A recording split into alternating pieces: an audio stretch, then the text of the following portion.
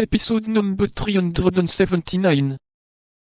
His whole body appeared in its ordinary state of calmness, only an unusual fire beamed from his eyes, like the effects of a fever.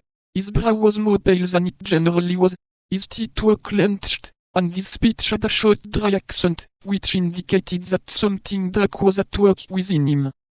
As long as he remained in the boat, which conveyed him to land, he kept his face toward Milady, who, standing on the deck, followed him with her eyes. Both were free from the fear of pursuit. Nobody ever came into Milady's apartment before 9 o'clock, and it would require 3 hours to go from the castle to London. Felton jumped on shore, climbed the little ascent, which led to the top of the cliff, saluted Milady a last time, and took his course towards the city. At the end of 100 paces, the ground began to decline, and he could only see the mast of the sloop. He immediately ran in the direction of Portsmouth, which he saw at nearly half a league before him, standing out in the eyes of the morning, with its houses and towers. Beyond Portsmouth the sea was covered with vessels, whose masts, like a forest of poplars despoiled by the winter, bent with each breath of the wind. Felton, in his rapid walk, reviewed in his mind all the accusations against the favourite of James I. and Charles I., furnished by 2 years of premature meditation, and a long sojourn among the Puritans.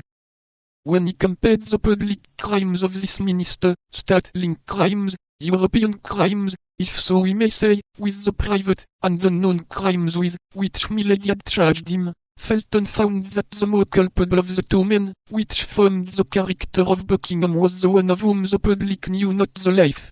This was because his love, so strange, so new, and so ardent, made him view the infamous and imaginary accusations of Milady de Winter as, through a magnifying glass, one views as frightful monsters atoms in reality imperceptible by the side of an ant. The rapidity of his walk heated his blood still more. The idea that he left behind him, exposed to a frightful vengeance, the woman he loved, or as whom he adored as a saint, the emotion he had experienced, present fatigue, altogether exalted his mind above human feeling. He entered Portsmouth about 8 o'clock in the morning. The whole population was on foot. Drums were beating in the streets, and in the port, the troops about to embark were marching towards the sea.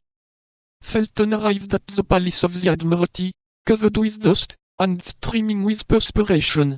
His countenance, usually so pale, was purple with heat and passion.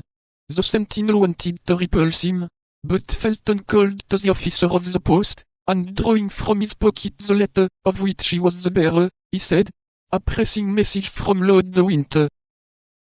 At the name of Lord de Winter, who was known to be one of his Grace's most intimate friends, the officer of the post gave orders to let Felton pass, who, besides, wore the uniform of a naval officer. Felton darted into the palace,